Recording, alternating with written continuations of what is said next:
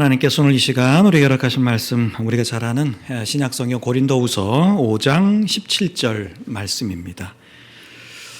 우리 찾거나 앞에 보고 함께 읽도록 할까요? 고린도후서 5장 17절 말씀입니다.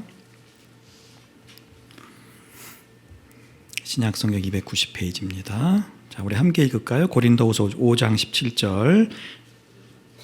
네, 시작. 그런즉 누구든지 그리스도 안에 있으면 새로운 피조물이라, 이전 것은 지나갔으니 보라 새 것이 되었도다. 아멘. 자, 여러분, 오늘 우리가 이제 한 해를 마무리하고 새해를 이렇게 시작하는 그런 잘 만들었죠? 제가 만든 게 아닙니다. 근데 어쨌든 이제 송구 영신 예배라고, 송구 한자잖아요.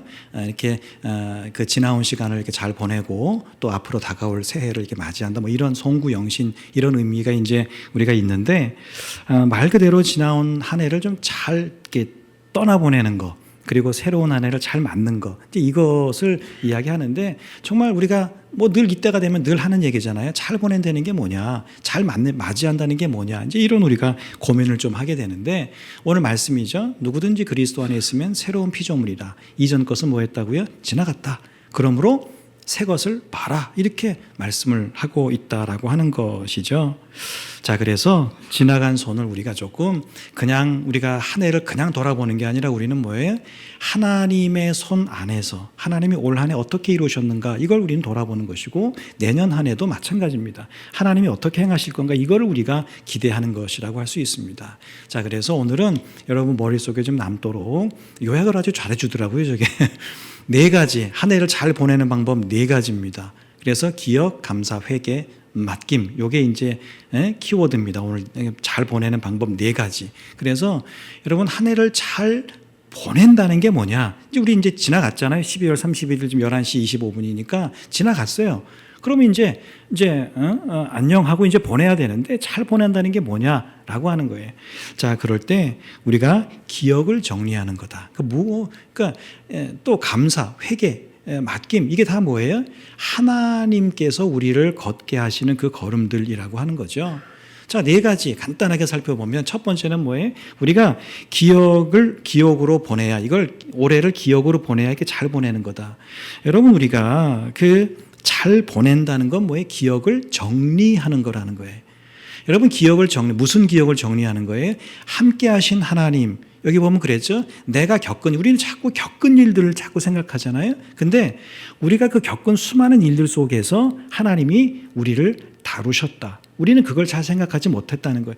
왜 내게 이런 좋은 일이, 혹은 이런 나쁜 일이, 이런 힘든 일이 일어났을까? 우리 그것만 생각하는데, 사실은 그걸 통해서 하나님이 나를 다루어 가셨다라고 하는 거예요.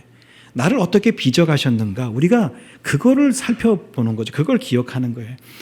올해 좋은 일이 있었다, 나쁜 일이, 이게 아니라 그 좋은 일 속에서 하나님이 나를 어떻게 지어 가셨는가, 안 좋은 일 속에서 하나님께서 나를 어떻게 빚어 가셨는가, 우리는 그것을 이렇게 기억 속에서 정리해 나가는 거예요. 하나님이 그 일을 통해서 나를 이렇게 만들어 가셨구나. 저 일을 통해서 이렇게 만들어 가셨구나. 여러분, 그렇게 나를 빚으신 것으로 모든 것들을 바라보면 1년의 모든 순간순간이 뭐예요? 다 의미 있는 순간이에요. 우리는 그렇게 생각 안 하잖아요. 좋은 일은 의미가 있는데 안 좋은 건 의미가 없다고 생각하죠? 여러분, 그런데 그렇지 않습니다. 내가 좋은 일이건 안 좋은 일이건 하나님이 나를 빚어 가셨다면 그 모든 순간은 다 의미 있는 시간들이 된다라고 하는 것이죠. 자, 그래서 내가 겪은 일로만 우리가 생각하지 말고, 하나님이 나를 다루신 일로 기억하자. 그래서 날 계수함을 가르치사 지혜로운 마음을 얻게 해달라, 이 시편 말씀이 있죠. 하나님이 나를 다루신 일로 다시 살피는, 기억하는 그런 일들이 필요하다. 자, 두 번째로 보면 아까 감사라고 했죠. 여러분, 이 감사라고 하는 것도 마찬가지입니다. 여러분, 우리의 삶이라고 하는 게, 우리는 늘 소망하기를, 좋은 일만 일어나기를 소망하지만 늘 좋은 일과 안 좋은 일이 반복해서 일어납니다. 어쩌면 안 좋은 일이 더 많이 일어날 수도 있습니다. 여러분, 우리가 어려운 일을 만나면 넘어지기도 하지만 우리는 어때요? 버티기도 하죠. 참 믿음을 가진 사람이 좋은 게 있어요. 하나는 좋은 일이 있으면 당연히 감사하고, 또 안 좋은 일이 있으면 그럼에도 불구하고 감사하는 참 좋은 우리의 모습들이 있죠. 자, 그런데 중간 이 버틸 때가 있잖아요. 힘들고 어려운데 이걸 우리가 버텨야 돼. 근데 사실 이 버틸 때는 감사가 잘 안 나와요. 아주 좋거나 아주 나쁘면 우리 그래도 좋으면 오케이 감사, 안 좋으면 여기도 하나님의 뜻이 있겠지 우리는 감사하는데 참 애쓰면서 버틸 때 있잖아요. 참 이럴 때는 감사가 어려울 때가 있거든요. 여러분, 그런데 이 견뎌내는 것, 억지로 참아내는 거잖아요. 여러분, 그런데 참 그런 가운데서도 우리가 감사할 수 있다라고 한다면 얼마나 좋을까. 여러분 이미 알고 있는 것처럼 우리가 감사라고 하는 것은 상황이 좋았기 때문에 하는 게 아니라 하나님이 뭐한다? 나를 붙드셨기 때문이다. 그래서 여기 그랬죠. 감사는 일어난 상황에 대한 성적. 내가 하나님이 내게 좋은 일을 일어나게 많이 해주셨으니까 많이 감사하고, 안 좋은 일을 많이 하게 하셨으니까 올해는 감사가 없고, 이런 것이 아니라 하나님의 동행에 대한 고백, 하나님이 좋은 일이든 안 좋은 일이든 버티게 하신 일이든 그 모든 일 속에 나와 함께 하셨다. 이것에 대한 고백이 뭐다? 감사라고 하는 거예요. 여러분, 그래서 우리가 감사는 여러 가지 감사가 있다고 하잖아요. 그럼에도 불구하고 감사, 좋은 일이 있을 때가 다 있지만 여러분 진짜 감사는 뭐다? 하나님의 동행에 대한 그런 고백이 있을 때 우리가 감사할 수 있다. 5감사, 10가지 감사 적으시는 분들 계시죠? 여러분 만약 10가지 감사를 적으신다고 하면 그 중에 한 3가지는 진짜 크고 중요한 것들을 적어보세요. 나머지 7가지는 그냥 별거 아닌 거. 하나님 오늘도 숨쉬게 해주셔서 감사하고 반찬 그저 잘 먹게, 이런 사소한 것들로 여러분 나머지 7가지는 그렇게 한번 기록해 보세요. 그럼 뭐가 바뀐다? 감사의 관점이 달라진다는 거예요. 나는 뭔가 크고 좋은 것만 감사라고 생각했는데 사소한 거, 하나님 오늘도 내가 숨 쉬는 거 의식하지 못하고 숨쉬게 해주셔서 감사합니다. 그런 걸 써놨다 보니까 감사의 시선이 바뀌어요. 자, 그러면 감사의 시선이 바뀌면 우리 마음의 관점이 어떻게 돼요? 문제에서 하나님께로 이렇게 옮겨간다는 거예요. 그러면 여러분 소망이 회복된다는 거예요. 감사가 회복된다는 겁니다. 여러분, 우리가 왜 원망하고 불평하겠어요? 하나님이 아니라 문제를 보기 때문에 그렇잖아요. 그죠? 솔직히 우리가 다 알잖아요. 문제를 보지 말고 하나님을 바라봐라. 정답은 다 아는데 우리가 왜 자꾸 그 감사보다 원망이 더 많이 나옵니까? 우리는 사람이기 때문에 정답은 아는데 자꾸 문제를 바라보기 때문에 그런 것이죠. 그래서 여러분 올 한 해를 감사로 보내야 잘 보내는 거예요. 근데 감사로 보낸다는 게 뭐다? 좋은 일도 없는데 그게 아니라 하나님의 동행에 대한 고백, 이것을 우리가 감사로 표현할 줄 알아야 한다라고 하는 것이죠. 자, 우리가 또 3번째 정답이죠. 이것도 회개로 보내야 잘 보내는 겁니다. 여러분 반성을 우리가 참 많이 하죠. 올 한 해 내가 이렇게 살았는데 내년에 이렇게 살지 말아야지, 이런 생각들 많이 합니다. 후회 우리 많이 합니다. 여러분, 그런데 그게 끝입니다. 여러분, 그런 세월을 우리가 각자 나이만큼 하면서 살아오지 않았습니까? 우리 매년 이때쯤 되면 한 해를 돌아보면서 내가 원래 연초에 이런 계획을 세웠는데 이렇게 하지 못했고 내가 왜 이랬지? 후회하고 또 반성하고 돌이키고 내년에는 이렇게 살아야지 결단하고 그렇게 하지 않습니까? 자, 그런데 중요한 건 뭐다? 우리가 그렇게 해서 평생 살아왔잖아요. 바뀐 게 없잖아요. 중요한 건 반성이 아니라 회개다. 회개에 대해서는 더 설명 안 드리겠습니다. 많이 우리가 이야기 나눴습니다. 회개는 뭐 하는 거다? 방향을 바꾸는 거라고 그랬어요. 이렇게 가던 길을 저렇게 가는 길로 바꾸는 거예요. 내가 죄 짓지 않겠다. 이거는 그냥 반성하는 거예요. 고백하는 거죠. 그래서 죄의 길에서 의의 길로 돌아서는 거. 여러분, 이걸 우리는 회개라고 한다고 했습니다. 방향 전환이 이루어지는 것이죠. 여러분, 그래서 반성이 아니라 우리는 회개를 해야 올 한 해를 잘 보내는 거예요. 올 한 해 돌아보면서 이렇게 반성, 이게 아니라 하나님 올해는 이렇게 살았지만 내년은 이렇게 내가 완전히 다른 삶을 살아가겠습니다. 그리고 실제로 그런 삶을 살아가는 거. 여러분, 그게 올 한 해를 잘 보내는 그런 방법이라고 하는 것이죠. 자, 짐에 대한 이야기도 있습니다. 우리가 죄와 후회, 이런 짐들, 이거는 우리가 마음에 묻어두는 짐이 아니라 십자가 앞에 내려놓는 짐이다.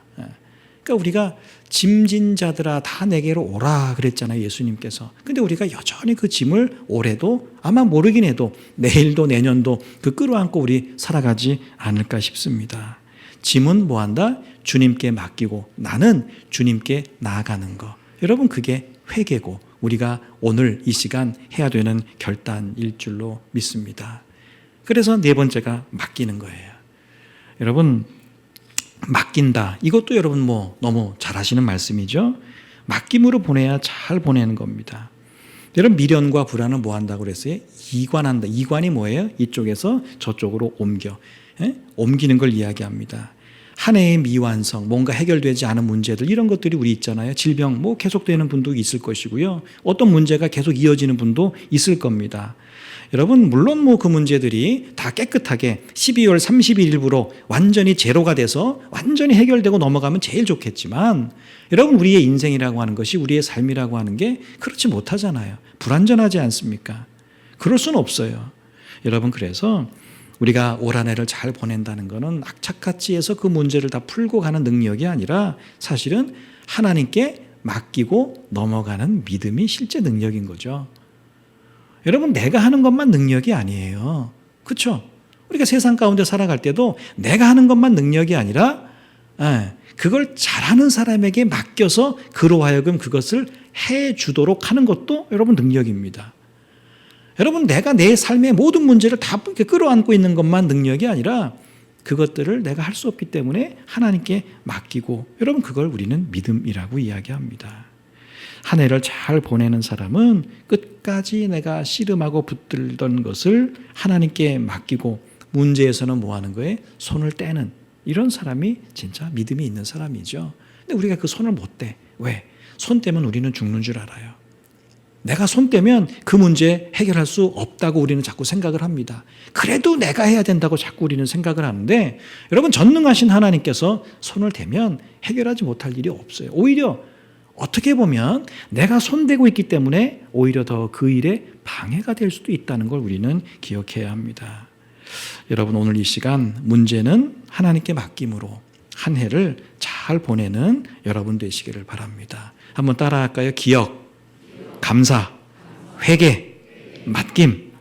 이걸 올해 우리가 이제 12월 30일을 마무리하면서 올해 이런 것들을 통해서 한 해를 잘 마무리해야 되겠구나. 자, 그러면 내년 새해는 어떻게 맞이하는 걸 우리가 잘 맞이한다고 할 수 있을까? 네 가지입니다. 소망, 말씀, 순종, 이 공동체, 이 네 가지입니다. 여러분, 이 네 가지를 다 합치면 뭐예요? 내 계획이 아니라 하나님의 뜻에 내 삶의 방향을 이렇게 맞추어 가는 그런 것이라고 할 수 있습니다. 여러분, 새해를 잘 맞이한다는 게 뭐냐? 저기 써 있죠? 한번 그대로 읽어볼게요. 내 계획의 크기를 키우는 게 내가 이런 계획이 있는데 내년에는 좀 더 크게, 이게 아니라 내 삶의 방향을 하나님의 뜻에 딱 맞추는 거. 그게 우리가 새해를 잘 준비하는 것인데, 네 가지 잘해야 된다. 자, 첫 번째가 뭐예요? 소망이라고 했습니다. 여러분, 소망, 우리가 내년 모르잖아요. 내일도 모르는데 내년을 우리가 어떻게 알겠어요? 그러니까 우리는 무슨 질문을 하죠? 내년에 잘 될까? 내가 하는 일이, 내 건강이 어떤 것들이 잘 될까? 우리는 그런 생각을 많이 합니다. 자, 그런데 우리는 불안으로 새해를 시작하는 게 아니라 뭘로? 약속으로 새해를 시작하는 사람입니다. 새해는 아직 오지 않았어요. 당연히 불안정하고 불안하죠. 여러분, 그러나 성도인 우리는 새해를 하나님의 신실하심으로 맞이합니다. 내년도 주제가 성실인데 하나님은 우리에 대해서 성실하세요. 신실하세요. 그래서 우리가 그 하나님이 내게 하신 약속의 말씀을 믿고 우리는 내년 한 해를 기대할 수 있는 것이죠. 여러분, 우리는 점쟁이처럼 그렇게 새해를 맞지 않습니다. 또 어떻게 되겠지, 잘 되겠지, 건강해지겠지, 우리는 그런 식으로 새해를 막연하게 시작하지 않습니다. 우리는 오직 하나님이 나와 내 삶에 함께 하신다는 믿음으로 새해를 시작하는 것이죠. 여러분, 그래서 우리가 새로운 한 해는 소망이 되는 겁니다. 그 소망의 어떤 이유가 나에게 있지 않다는, 나는 불완전해, 진짜 불안하잖아요. 그런데 이 하나님에게 그게 있기 때문에 우리는 새해를 소망할 수 있기 때문이죠. 자, 두 번째는 말씀이죠. 흔들리지 않는 기준을 세우는 게 참 새해를 준비하기에 참 중요합니다. 아까도 말씀드렸어요. 결심, 우리 많이 합니다. 그때그때의 감정에 따라 달라지고요. 기분에 따라 달라지고요. 기분 좋으면 결심한 거 다 소용없습니다. 안 합니다. 그냥. 기분 나쁘다고 안 합니다. 여러분 그게 우리의 결심이라고 하는 거예요. 여러분 그러다 보니까 우리가 평생 믿음으로 살지만 자꾸 왔다 갔다 힘들고 어려울 때마다 좋고 나쁠 때마다 우리의 모든 모습들이 자꾸 이렇게 변하는 거예요. 그럼 뭐가 필요하다? 기준이 필요하다라고 하는 거예요. 여러분 한 해의 말씀을 한 해의 기준을 우리는 감정이 아니라 말씀을 가지고 기준을 삼아야 된다라고 하는 거예요. 저기 보면 결심은 종이로 만들었죠. 아주 제가 똑똑한 것 같아요. 말씀은 뭐예요? 돌로 된 기둥으로 만들어 놨어. 그게 뭐예요? 흔들리지 않는다는 거예요. 기준이 말씀일 때 여러분 우리의 삶이 흔들리지 않는다는 거예요. 저 종이 바람 불면 비 오면 다 찢어지고 날아간다는 거죠. 우리의 감정과 기분이 그렇다라고 하는 것입니다. 여러분 새해를 맞이하는 가장 중요한 기준이 뭐다? 하나님의 말씀이어야 합니다. 그래서 여러분 자꾸 결심을 하지 말고요. 여러분 결심도 물론 중요합니다. 근데 알잖아요. 작심삼일인 거. 나도 알고 너도 알고 우리 모두가 알잖아. 그죠? 오늘 아마 여러분 다 결심하실걸요. 여러분 노트나 이런 데 보시면 다 적으실 거예요. 근데 1월 지나기 전에 우리 다 성경 맨날 레위기까지밖에 못 읽잖아. 그죠? 그 이상을 넘어가지 못할 때가 얼마나 많아요. 뭘 이야기해 줍니까? 우리의 결심이 그만큼 잘 안 된다는 거예요. 우리가 인간이기 때문에 그렇다는 거죠. 나빠서가 아니라. 여러분 그래서 우리가 하나님의 말씀이라고 하는 기준을 세우면서 여러분 새해를 준비해야 한다는 거예요. 자, 세 번째가 뭐예요? 순종. 여러분 목표보다 중요한 건 하나님께 한 걸음 더 나아가는 순종입니다. 많은 사람들이 새해가 되면 뭐 하죠? 목표 세우죠. 나 새해 이렇게 할 거야. 첫째, 둘째, 셋째 이렇게 합니다. 여러분 그런데 믿음은 목표보다 순종의 방향이 사실은 더 중요해요. 순종하느냐 안 해. 여러분 성경에 언제 그런 목표 이런 게 있나요? 순종을 굉장히 중요하게 여깁니다. 여러분 새해를 맞이한다는 것은 그래서 뭔가를 이루겠다 이게 아니라 내가 새해에는 하나님께 좀 더 가까이 다가가야 되겠다. 여러분 이렇게 시작하는 겁니다. 여러분 그래서 기도의 내용이 좀 달라져야 돼요. 저기 그랬죠. 하나님 새해에는 내가 이런 일도 할 거고 저런 일도 할 거고 더 크고 좋은 일 할 수 있도록 감당할 수 있는 힘을 주세요. 우리가 이렇게 기도했다면 좀 올해는 다르게 기도해 보자는 거예요. 아버지 하나님 새해에는 더 깊이 순종하는 해가 되게 하옵소서. 여러분 좀 다르지 않습니까? 그죠? 아마 저렇게 기도하는 것만으로도 우리 믿음의 깊이가 조금은 달라질 것입니다. 자, 마지막 하나가 있습니다. 여러분 이게 공동체라고 하는 건데 여러분 새해는 혼자 버티는 해가 아니라 함께 걷는 해가 돼야 되겠다라고 하는 것이죠. 여러분 사람인 우리는 혼자가 아니라 믿음의 공동체 안에서 서로가 서로를 붙들어주는 관계가 될 때 믿음도 삶도 가정도 교회도 건강해집니다. 물론 오늘 이 시대가 혼자서 뭔가 하는 것을 굉장히 좋아하고 또 다른 사람 간섭받는 걸 굉장히 싫어하죠. 그게 이제 교회 안에도 들어오다 보니까 이제 교제 뭐 이런 것들을 별로 싫어하는 그런 교회들도 생기기 시작합니다. 여러분 그런데 시대가 그렇다는 것이지 그게 좋다는 의미는 아닙니다. 시대가 그래서 뭐 그렇게 뭐 갈 뿐이지 그게 좋아서 그걸 따라가는 건 아니라고 하는 것이죠. 여러분 그래서 오늘 우리가 이 늦은 시간에 함께 모여서 이 한 시간 하나님 앞에 예배를 드린다고 하는 건 굉장히 다른 공동체적인 의미가 있습니다. 다른 사람들처럼 지금은 자고 내일 새벽에 6시에 일어나가지고 저 바닷가 가가지고 떠오르는 태양을 보면서 소원을 빌면 안 됩니까? 여러분 안 되는 건 아니겠지만 새해를 이렇게 모여서 시작하는 거하고는 큰 차이가 있다라고 하는 것이죠. 여러분 이렇게 모여서 우리가 한 해를 시작하잖아요. 우리가 믿음의 공동체라는 걸 우리는 서로 확인하는 그런 시간입니다. 여러분 결코 혼자 믿음 생활하려고 하지 마세요. 혼자 버텨내려고 하지 말고 혼자 고민하고 혼자 기도하고 혼자 예배하고 여러분 혼자 할 때도 물론 있어야 되죠. 그러나 여러분 늘 혼자서만 그렇게 하지는 마십시오. 부딪히고 때로는 상처를 뭐 주기도 하고 내가 받기도 하고 때로는 싸우기도 하고 그죠? 뭐 교회 안에 교회라고 뭐 사람 사는 데인데 왜 안 싸우겠어요? 서로 좀 싸우기도 하고 그러나 다시 화해도 하고 더럽고 치사하고 애들 말로 안이 꼽고 자존심이 상해도 여러분 절대로 교회를 떠나지 말고 교회 공동체 안에서 좀 표현이 그렇습니다만 지지고 볶고 다른 성도들과 여러분 교제하세요. 함께 예배하고 함께 봉사하고 함께 좀 섬기고 함께 교제하는, 여러분 그게 삶의 믿음의 기본적인 뼈대가 이렇게 된 사람들은 결코 무너지지 않는다는 거예요. 내가 주저앉으려고 하면 옆에서 좀 붙잡아 줄 거 아니에요. 그죠? 나 혼자일 때는 나 혼자 넘어져도 누가 일으켜주지 못하잖아요. 근데 우리가 함께 할 때는 그런 것들이 가능해진다라고 하는 것이죠. 여러분 한 해를 잘 보낸다는 것, 아까 4가지였죠. 여러분 기억과 감사와 회개와 맡김 잘 보내는 거예요. 올해를, 새해를 기대하는 거 한번 따라할까요? 소망, 말씀, 순종, 교회.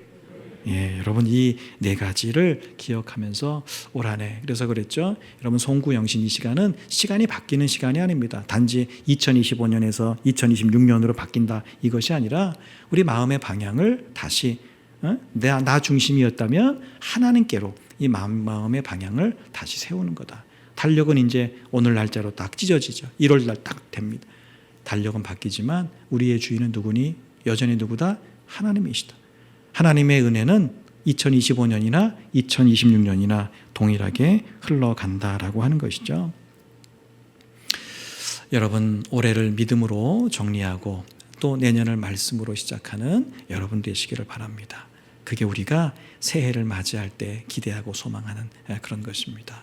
자, 올해를 잘 보내는 4가지, 또 새해를 맞이하는 4가지, 여러분 머릿속에 다른 건 잊어버려 기억하면서 우리가 올해를 잘 보내고 2026년 한 해도 하나님의 말씀으로 굳게 서서 하나님께서 삶을 인도해 가시는 그런 인도하심 속에 살아가는 여러분 되시기를 주의 이름으로 축복합니다.